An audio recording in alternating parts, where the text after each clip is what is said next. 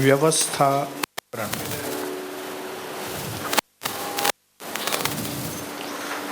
11 अध्याय।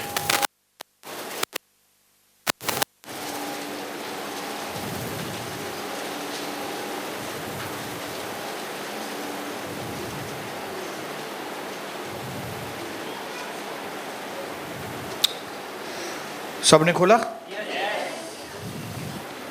व्यवस्था विवरण 11 अध्याय उसका 24 और 25 मैं आपके लिए पढ़ रहा हूँ। यहाँ पे परमेश्वर आपसे और मुझसे सीधे सीधे बात कर रहा है कि जिस जिस स्थान पर तुम्हारे पांव के तलवे पड़े वे सब तुम्हारे ही हो जाएंगे।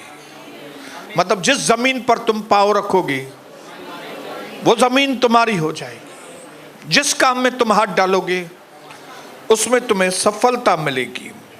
अर्थात निर्जन प्रदेश से लबानोन तक और परात नामक महानदी से लेकर पश्चिम के समुद्र तक तुम्हारी सीमा होगी। मुंबई से लेके कलकत्ता तक, कलकत्ता से लेके कन्याकुमारी तक, कन्याकुमारी से लेके हांगकांग बैंकॉक तक और हांगकांग से लेकर यूएस तक, कनाडा तक, जिस जमीन पर तुम पांव रखोगे वो जमीन प्रभु कहता है मैं तुमको दे दूंगा। तुम्हारे सामने खड़ा न हो सकेगा, क्योंकि जितनी भूमि पर तुम्हारे पांव पड़ेंगे उन सब पर रहने वालों के मन में तुम्हारा प्रभु परमेश्वर अपने वचन के अनुसार तुम्हारे कारण उनमें डर और थरथराहट उत्पन्न कर देगा।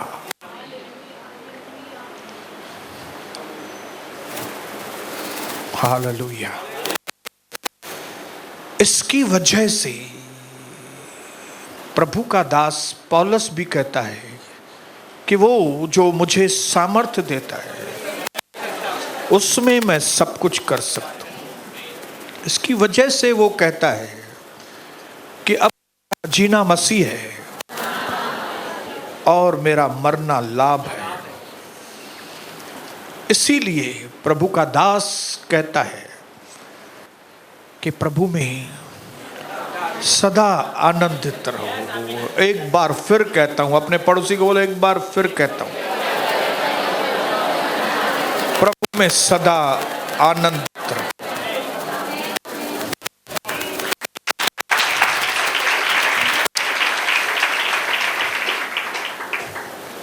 दो दिन पहले प्रभु ने हमारी बहुत हिम्मत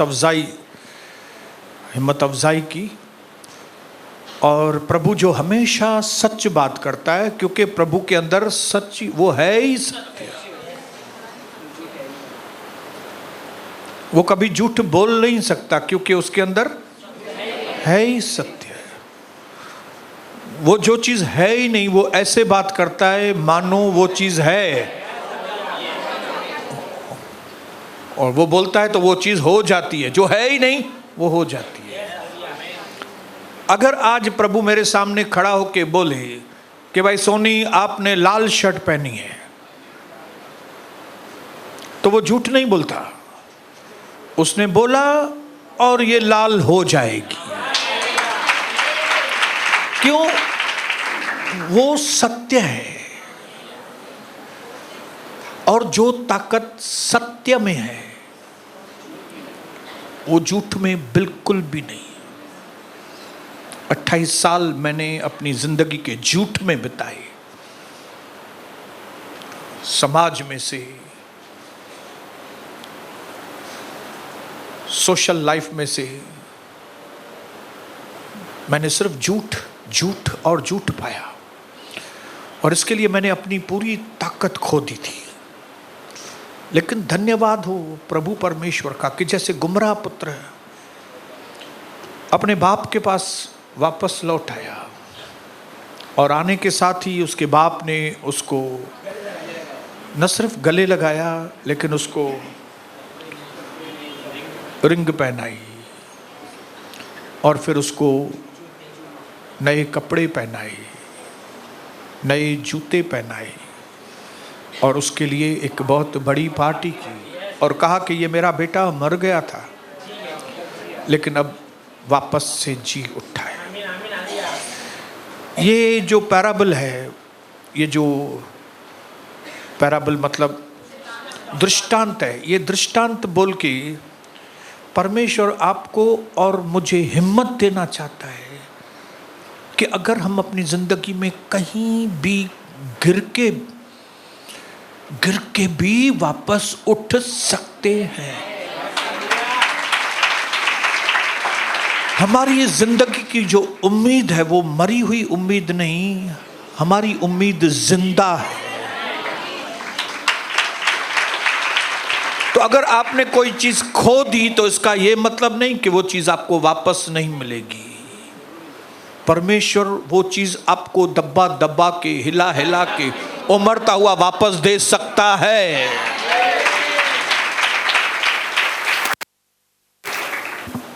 लेकिन शर्त यह है कि जैसे गुमराह पुत्र पिता के पास वापस आया, बुरी संगति छोड़कर, जहां पे उसने अपनी सारी सोच को खत्म कर दिया था, खराब कर दिया था, नाश कर दिया था, वो संगति को छोड़ के जब उसने फैसला किया कि मैं अब अपने पिता के पास वापस आऊंगा, तब उसकी सारी खोई हुई चीजें, वो तो नौकर बन के रहने के लिए तैयार था। लेकिन मैं आपको बताऊं, मेरे परमेश्वर की मेंटालिटी अलग है। मेरे प्रभु की मेंटालिटी, उसकी मेंटालिटी विशाल,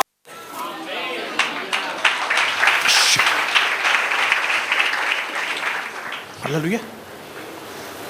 उसकी मेंटालिटी ये दुनिया के लोगों की जैसी नहीं है। उसने एक बार देखा कि मेरा बेटा पश्चाताप करके वापस आया है, उसने वापस से सारे खजाने उसके लिए खोल दिए।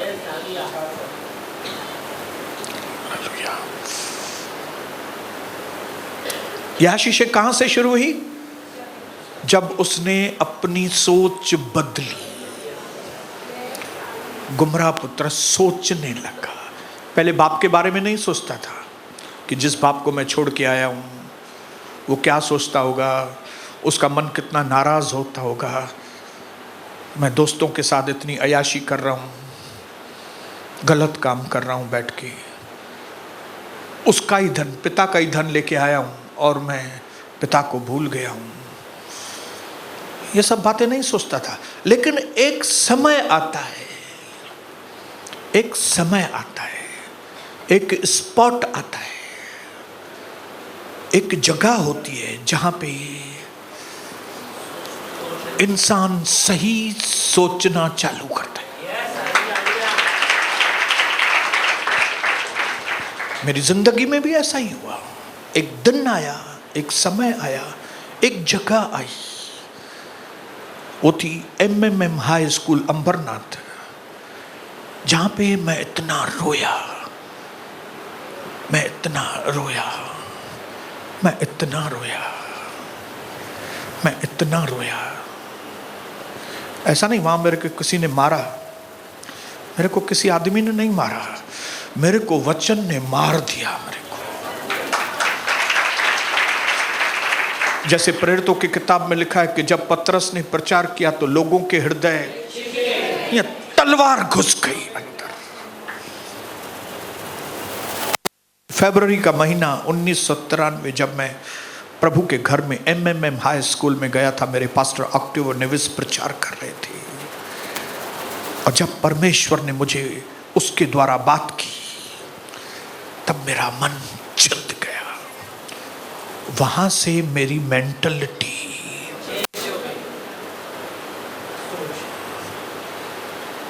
जिसको कहते हैं इनकाउंटर होना, परमेश्वर के साथ इनकाउंटर,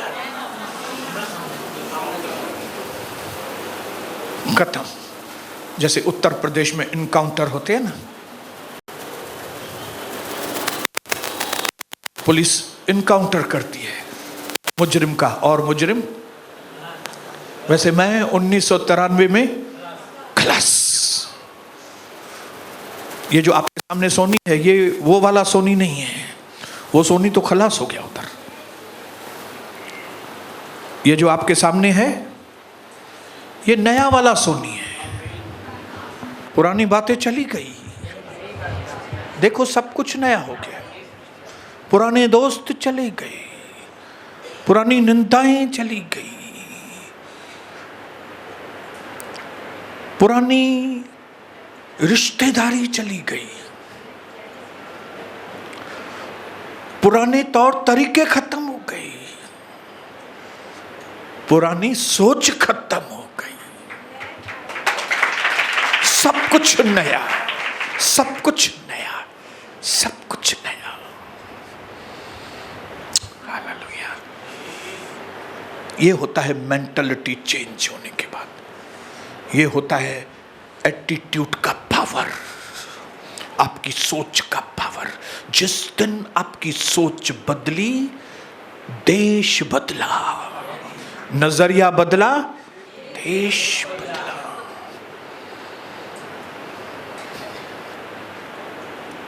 एक बार एक गधा चीते के पास आया और चीते को बोला, चीता तुमको मालूम है ये घास है ना, ये नीले कलर की होती है। चीते ने उसको बोला, क्या है? घास हरे कलर की होती है। उसने बोला, तुमको मालूम नहीं। गधे ने उसको बोला, तुमको मालूम नहीं है, घास नीले कलर की होती है। और उनका आपस में डिस्कशन हो गया, वाद विवाद। तो उन्होंने बोला, चलो राजा के पास चलते हैं, उसको पूछते हैं चल के। और वे लोग आए शेर के पास। आने के साथ ही गधे ने पहले बात करना चालू किया।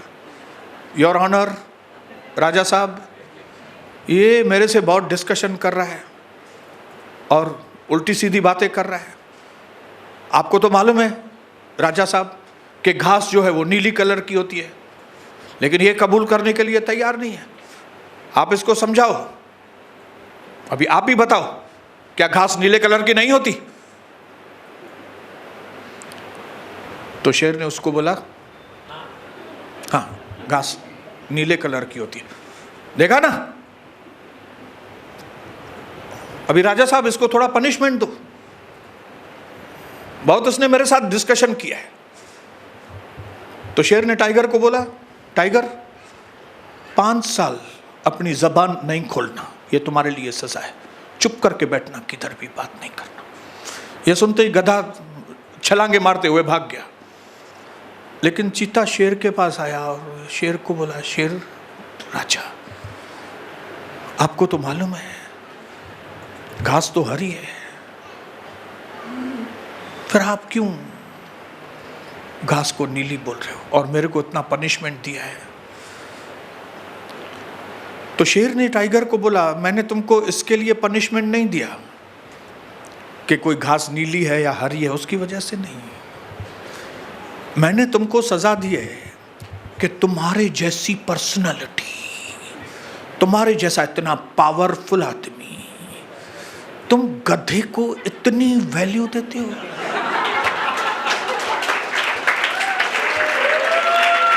तुम कहां और गधा कहां? हाँ? तुमने कितना टाइम वेस्ट किया उसके साथ डिस्कशन करने में। तुमको मालूम है कि तुम्हारा समय धरती पर नियुक्त है और इस गधे ने तुम्हारा समय कितना बर्बाद कर दिया। और न सिर्फ तुमने खुद का टाइम बर्बाद किया, तुम दोनों मेरे पास भी आ गए। तुम लोगों ने मेरे जैसी पर्सनालिटी का भी टाइम खराब करने की कोशिश की। इसके लिए मैंने तुमको पनिश किया है। आज मैं प्रभु की हजूरी में आपको बताना चाहता हूं, आप एक चुना हुआ वंश, राजपदधारी, याचकों का समाज, स्पेशल लोग, खास लोग हैं आप। परमेश्वर की यह मनसा है, प्रभु की यह मर्जी है कि आप अपने समय को, आप अपने जीवन को इस तरह से एम रख के आगे बढ़े कि जिस मकसद के लिए परमेश्वर ने आपको राजपदधारी, याजकों का समाज, राजा करके बनाया है, वो मकसद आपके जीवन के द्वारा पूरा। हम में से कई लोगों ने अपनी जिंदगी को बर्बाद कर दिया है गधों के साथ संगति करने में, जबकि बाइबल क्लियर बताती है कि बैल और गधा मिलाकर खेती नहीं करना। हम में से कई लोग आज ऐसे विश्वासु जिनके साथ सरफोड़ी करना बेकार की बात है, जिनका कोई लॉजिक ही नहीं है। अभी आप गधे का भी ये कोई सवाल है क्या? घास नीला कलर है और उस बात के ऊपर हम उसके साथ डिस्कशन करें बैठ के? हालेलुया। ये दुनिया इतनी मरी हुई चीजों से भरी हुई है। वो आपको जानना है कि मैं जिस व्यक्ति के साथ संगति कर रहा हूं, मैं जिस रिलेटिव के साथ, मैं जिस दोस्त के साथ, मैं जिस खास दोस्त के साथ, जिसको आप खास समझते हो, उसके साथ मैं बातें क्या करता हूं? मरी हुई बातें। हाँ, शेयर मार्केट का क्या रेट है, शेयर मार्केट कितना आगे बढ़ा, असां कहिड़ो कम आहे शेयर मार्केट हेठि मथे या थे हेठि मथे, हमारा क्या काम है?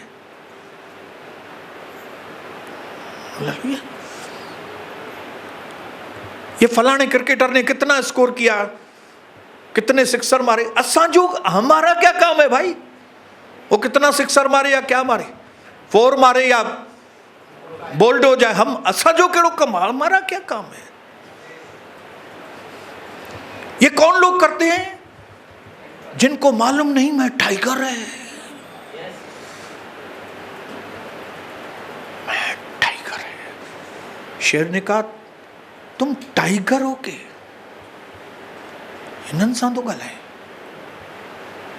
ये सजा तुम्हारी क्यों है? क्यों? क्योंकि तेरे को परमेश्वर ने जबान दी है, अपने लेवल के लोगों से बात करो।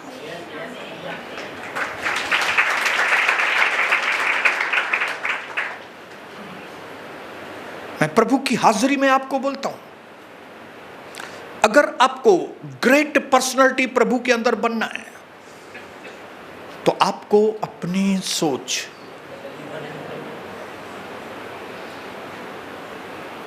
प्रभु के जैसी करनी पड़ेगी।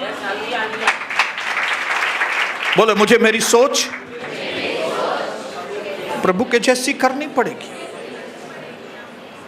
और प्रभु ने अपनी सोच की तुलना शेर के साथ और ईगल के साथ, शेर के साथ और ईगल बाज पक्षी के साथ। इसके लिए आपका और मेरा फर्ज है कि हम शेर की स्टडी करें। ऐसी क्या बात है शेर के अंदर, ऐसी क्या सोच है, ऐसा कौन से तरीके हैं शेर के, जो तरीके मुझे अपने जीवन में अपनाने हैं। क्योंकि जिस दिन मेरी मेंटालिटी सही हुई, उस दिन मैं राजा बनूंगा। लेकिन अगर आपकी मेंटालिटी गरीब की है, नौकरी की है, तो आप हमेशा नौकर रहेंगे। नौकर,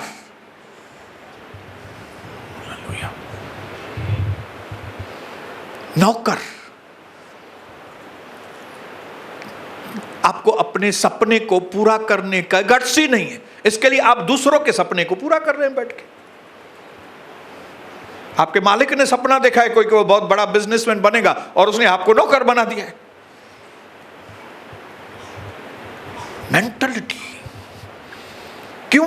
क्योंकि आपका फोकस गलत जगह पे है।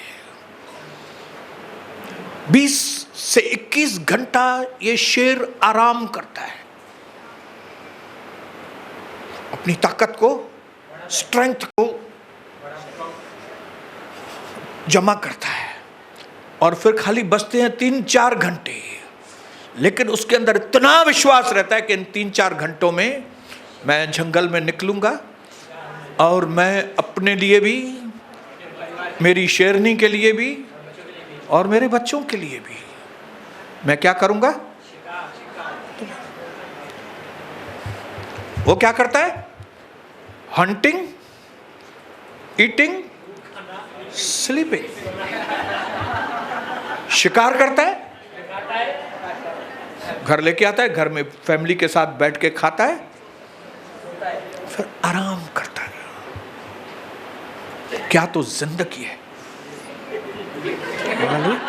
आज लोग 4 घंटा मुश्किल से सोते हैं और 20 घंटा दुकान।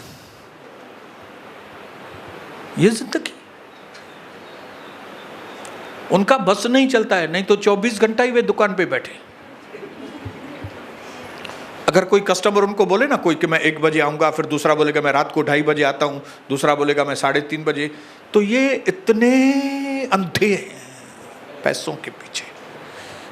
ये अंधे पूरी रात बैठेंगे।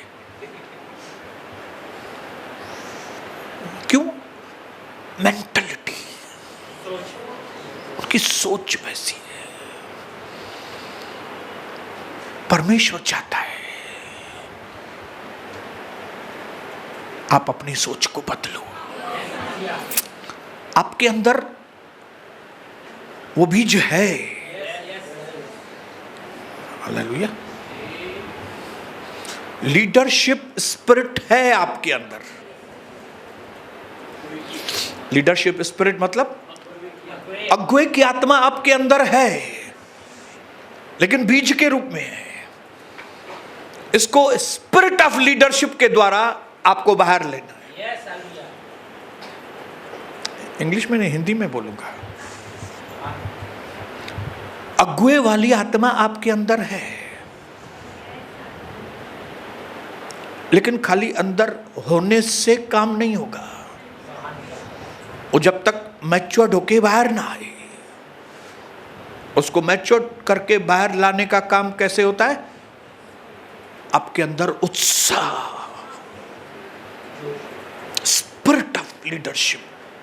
आपको ऐसा माहौल चुनना है, आपको ऐसी संगति चुननी है, आपको ऐसी जगह चुननी है जहां से वो आपके अंदर का जो बीज है, चरन सा घुमंदो तो चरिया थी पौंदो, सियाणन सा घुमंदो, गारिन खोरन सा घुमंदो तो गारिन खोर थींदो, दारूड़ियन सा घुमंदो तो दारूड़िया थींदो। ठंडे लोगों के साथ रहेंगे तो ठंडे हो जाएंगे। चरन सा घुमंदो चरिया थी वेंदो। लेकिन परमेश्वर की मनसा ये है कि आपके अंदर वो जो बीज है महानता का, वो बड़ा हो। इसके लिए, वो बढ़ाने के लिए परमेश्वर हमको कई बार ऐसी हालात में लेकर आता है, ऐसे सरकमस्टेंसेस बनाता है, ऐसा सेटअप बनाता है जहां से हमारी जो सोच है वो बदले। अगर आप चूक जाते हैं, आपका मौका हाथ से निकल जाता है, लेकिन मैं फिर से परमेश्वर को धन्यवाद करता हूं कि परमेश्वर पीछा नहीं छोड़ता। हालेलुया। वो फिर, क्योंकि वो हमसे प्यार करता है, वो फिर हमको दूसरी बार भी ऐसे सरकमस्टेंसेस में लेके आता है, ऐसी हालातों में लेकर आता है जहां पे हम अपनी सोच को बदलें। आपकी जिंदगी का भविष्य इस बात के ऊपर निर्भर है कि आपकी सोच क्या है। हालेलुया। समझ में आ रही है बात? और मैंने उस दिन आपको बताया था कि ये जो हमारी सोच है, ये ओरिजिनेट होती है, ये निकलती है कहां से? हमारे विश्वास करने वाले सिस्टम से। हम कैसा विश्वास करते हैं हमारे अंदर, हम किस तरह का विश्वास करते हैं। जिस तरह का विश्वास करते हैं उस तरह की हमारी मेंटालिटी होती है, एटीट्यूड होता है। तो इसके लिए अगर आपको अपनी मेंटालिटी को चेंज करना है, सोच को चेंज करना है, नजरिए को चेंज करना है, तो आपको आपके विश्वास करने के तरीके को चेंज करना होगा।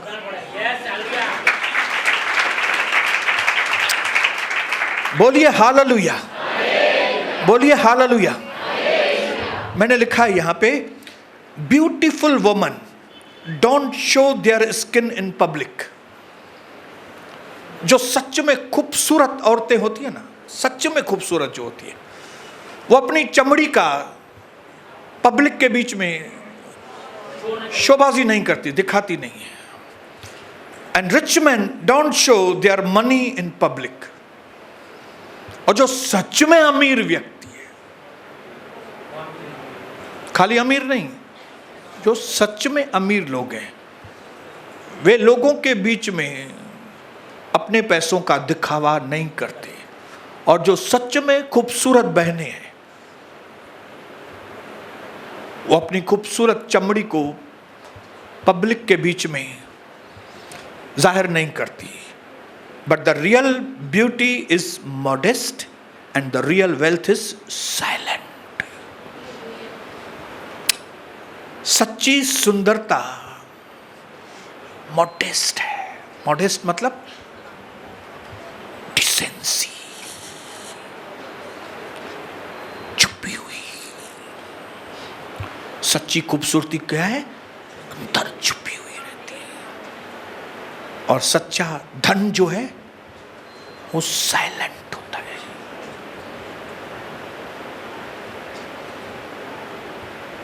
बात समझ में आ रही है?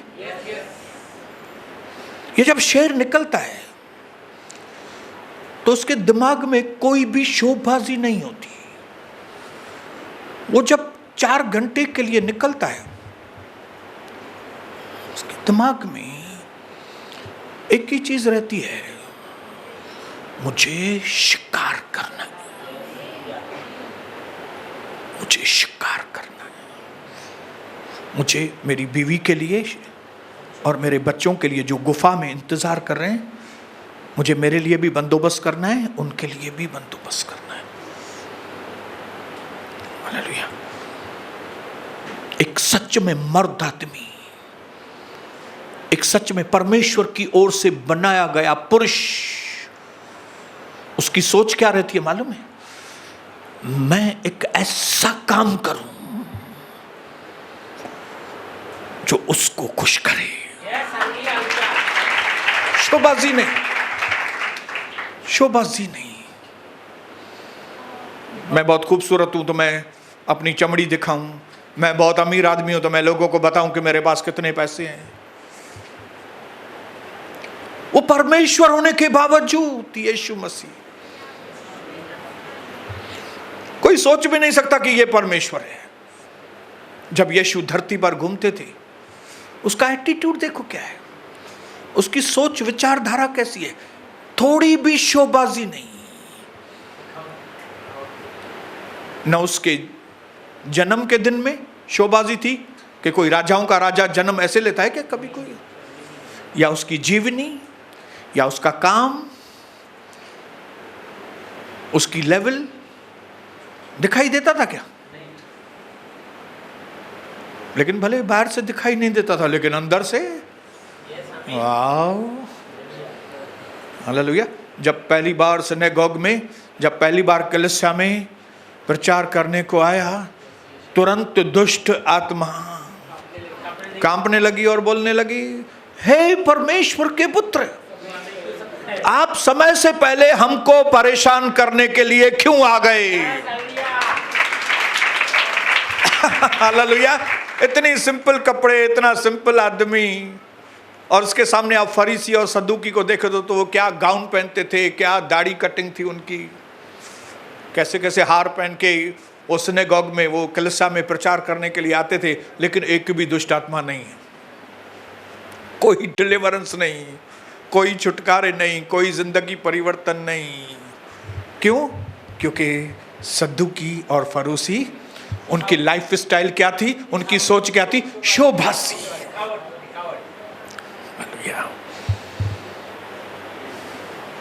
शोबाजी, ये शोबाजी इंसान को खत्म कर देती है,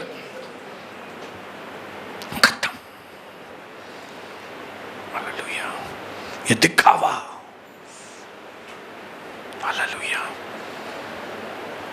ये शेर कोई दिखावा नहीं करता कि मैं शेर हूं। ये जब निकलता है शेर, जैसे प्रभु जब ही निकलता तो दिखावे के लिए नहीं निकलता था, वो निकलता था खाली बात करता था। तो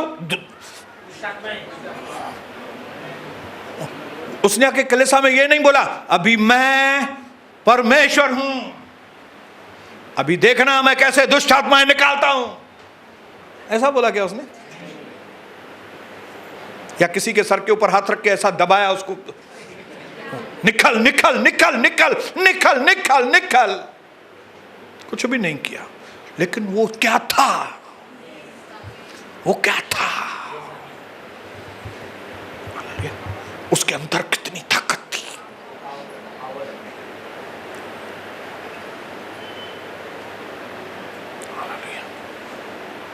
उसकी सोच डाउन टू अर्थ थी। कई बार वो जब बीमारों को ठीक करता था तो उनको बोलता था किसी को बताना मत, क्योंकि अभी तक मेरा समय नहीं आया।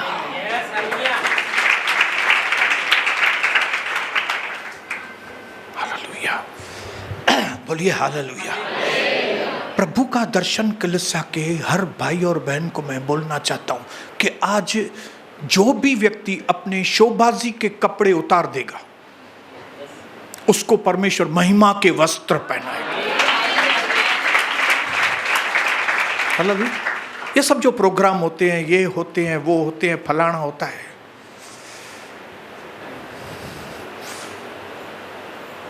मुझे नहीं मालूम, लेकिन मैंने ज्यादातर देखा है शोबाजी से भरे हुए। शोबाजी, और जहां पे शोबाजी है वहां पे प्रभु काम नहीं करता। ये शोबाजी प्रभु की मेंटालिटी नहीं है, ये प्रभु का तरीका नहीं है। प्रभु की सोच वैसे नहीं है। हालेलुया। कभी शेर बैठ के गिद्धड़ों से और उनसे बैठ के संगति नहीं करता। शेर शेरों के झुंड में घूमते हैं। हालेलुया। शेर शेरों के साथ घूमते हैं। हमारी संगति कौन से लोगों के साथ होनी चाहिए? निंदक लोगों के साथ। हाँ, जो कलीसिया छोड़ के गए, निंदाएं करते हैं, उनके साथ आपको बात करनी।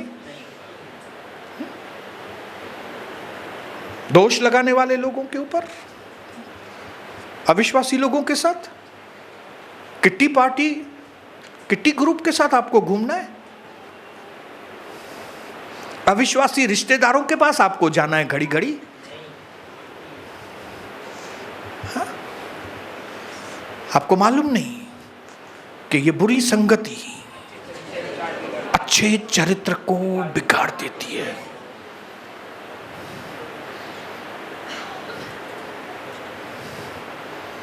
एक दिन आएगा जब सब चेंज हो जाएगा, तब शेर और भेड़ बकरियां एक साथ। एक दिन आएगा, वो अभी आया नहीं है। वो दिन आया नहीं है अभी। हालेलुया। बाइबल में लिखा है तुम्हारा बलियाल के साथ क्या नाता तुम्हारा भाई? आपका अविश्वासी लोगों के साथ क्या नाता? हालेलुया। जो विश्वासी लोग अपने जीवन में कॉम्प्रोमाइजिंग करके चलते हैं, उनके साथ हमारा क्या काम है भाई?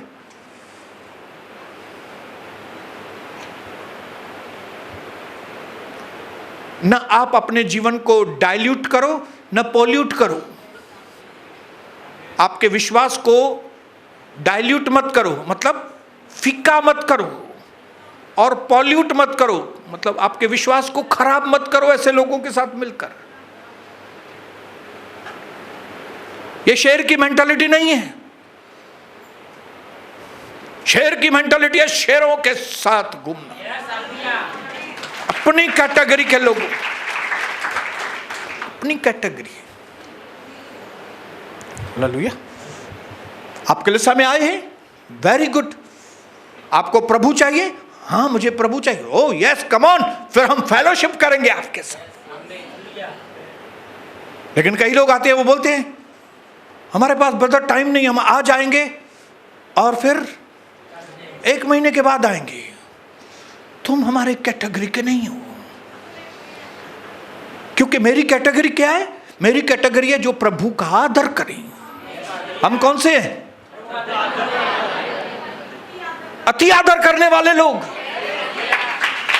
हम वो कैटेगरी के लोग हैं। हाँ? ये मेरी चिटकी है, आप प्रार्थना कर लेना। हम वो कैटेगरी के नहीं हैं चिटकियों के लिए प्रार्थना। हम हाई क्लास के लोग हैं। कौन से हाई क्लास के लोग? कि अगर आप प्रभु का आदर करेंगे तो हम भी आपका आदर करेंगे, अगर आप प्रभु का आदर नहीं करेंगे हम आपका थोड़ा भी आदर नहीं करेंगे। हालेलुया। कलीसिया के अंदर एक एक व्यक्ति का, पास्टर का मेंटालिटी शेर के जैसी होनी चाहिए। नो कॉम्प्रोमाइज, नो शोबाजी, नो कॉम्प्रोमाइज। कोई भी जानवर मिला, अगर शेर को बोलता है मेरे को छोड़ देना, शेर बोलता है क्या ठीक है मैं छोड़ देता हूं। तो मैं शिकार करने के लिए निकला हूं। हालेलुया। खत्म करूंगा। एलीशा ने बोला मैं कभी वापस अपने घर नहीं आ जाऊं, वापस इन बैलों के साथ बैठ के वापस अपने पुराने धंधे में नहीं लग जाऊं। इसके लिए क्या करूं मैं? ये बैलों को ही खत्म कर दूं, पूरा पूरा कंप्लीट खत्म करके। हालेलुया। इसके लिए जब कभी उल्लासनगर, कल्याण, किधर भी, अभी मैं जब प्रभु के बारे में लोगों को बताता हूं या उसको बताना पड़ता है कि भाई आप प्रभु के घर में आओ, तो मैं उसको ये नहीं बोलता हूं कौन सी भी कलीसिया में जाओ, आप सोनी बसंतानी वाले प्रभु के पास आना। जो सोनी बसंतानी का प्रभु है ना, वो प्रभु। क्यों? सोनी बसंतानी जो प्रभु आपको बताएगा वो पूरा प्रभु बताता है, और पूरा प्रभु असली प्रभु है। आधा प्रभु असली प्रभु नहीं है। हमको आधा स्वामी नहीं चाहिए, हमको पूरा स्वामी चाहिए। हालेलुया। हमको खाली प्यार प्यार प्यार प्यार प्यार प्यार प्यार प्यार वाला प्रभु नहीं चाहिए, लेकिन हमको वो प्रभु चाहिए जो प्यार प्यार प्यार प्यार के साथ भस्म करने वाली अग्नि, भस्म करने वाली, भस्म करने वाली। हालेलुया। इसके लिए मैं बोलता हूं अगर आपको सॉल्यूशन चाहिए तो वो सॉल्यूशन सोनी बसंतानी के प्रभु के पास है। हालेलुया। किसका? ऐसा ही कोई भी नहीं, कोई भी नहीं, कोई भी कलीसिया में नहीं। सोनी बसंतानी का प्रभु।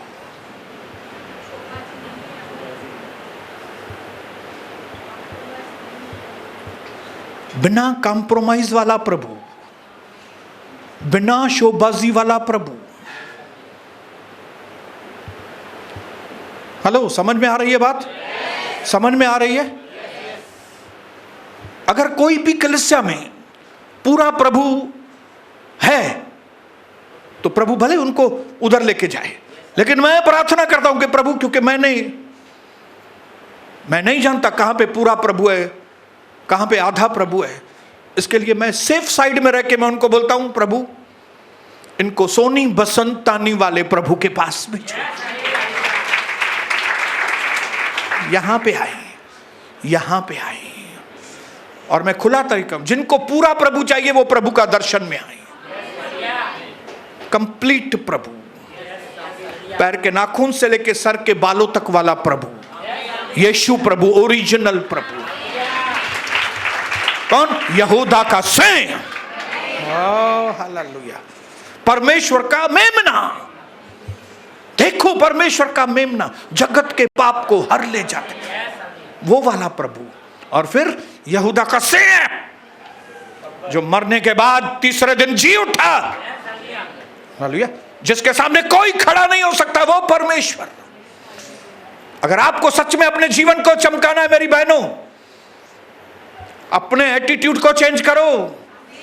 आप अपनी सोच को बदलेंगी, सारा का सारा प्रभु आपके जीवन में काम करेगा। अगर आपको इसी वक्त, अगर आप अपनी पुरानी सोच में ही चलने के लिए तैयार है, पुरानी नई सोच नहीं में लाना चाहते, आप वैसे ही गरीब रहेंगे जैसे थे, वैसे ही प्रॉब्लम जैसे आप। लेकिन अगर आपको जयवंत से ज्यादा बढ़कर बनना है तो पूरा यीशु आपके लिए हाजिर है। और प्रभु चाहता है कि आप पूरा का पूरा, पूरा पूरा बोलो, पूरा। आखिरी चीज बोल के खत्म करूंगा।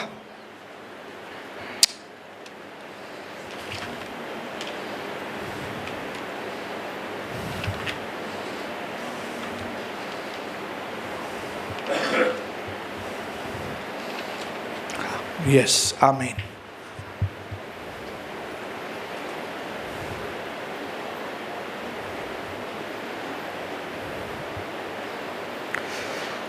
Death is not the greatest loss in life. याद रखिएगा, मौत जो है वो हमारे जिंदगी का सबसे बड़ा नुकसान नहीं है। मृत्यु हमारे जीवन का सबसे बड़ा नुकसान नहीं है।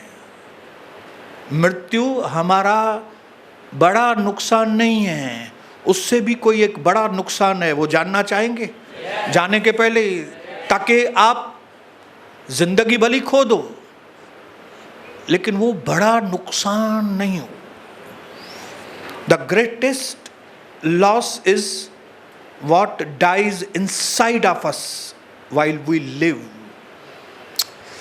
सबसे बड़ा नुकसान ये है कि जब आप जीवित हैं,